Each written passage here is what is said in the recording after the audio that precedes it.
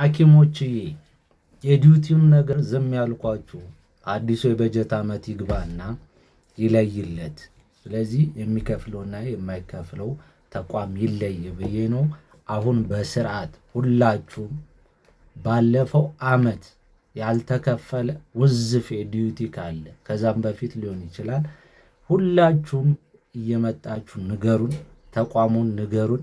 በውስጥ መስመር ደግሞ የተቋሙን ኃላፊዎች ትነግሩናላችሁ። ስለዚህ ትክክለኛ የተቋሙን አድራሻ ይህ ዝም ብሎ ባጭር ምናምን አይደለም። የጤና ጣቢያ ስሙን፣ ወረዳውን፣ ዞኑን፣ ክልሉን ጠቅሳችሁ ከተማውን ጠቅሳችሁ የተቋሙን ኃላፊ ስልክና ስሙን እየነገራችሁን በውስጥ መስመር ትጽፉልኛላችሁ ማለት ነው።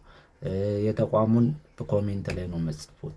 አንድ ሰው ቢጽፉም ተደጋጋሚ ጻፉ። 2-3 ሰው ሲሆን መረጃው ትክክል ሊሆን ይችላል። እኔ የተቋሞችን ኃላፊ ደውላለሁ፣ መረጃው እውነቱን መሆኑን እናረጋግጣለን።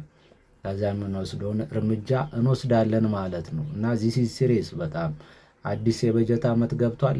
ወደ አዲስ ዓመት የሚተላለፍ የአንድም ሐኪም የአንድም ጤና ባለሙያ ገንዘብ ሊኖር አይገባም። ሌሊት የሰራበት ከጨለማ ጋር እየታገለ ከስንት ጉዳይ ጋር እየታገለ ሚስቱን ልጆቹን ጥሎ የሰራበት የደም ገንዘብ የላም ገንዘብ ሊከፈለው ይገባል።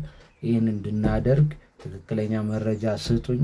ከዛ በኋላ እኔም አደርገውን አሳያችኋለሁ ማለት ነው። ጎ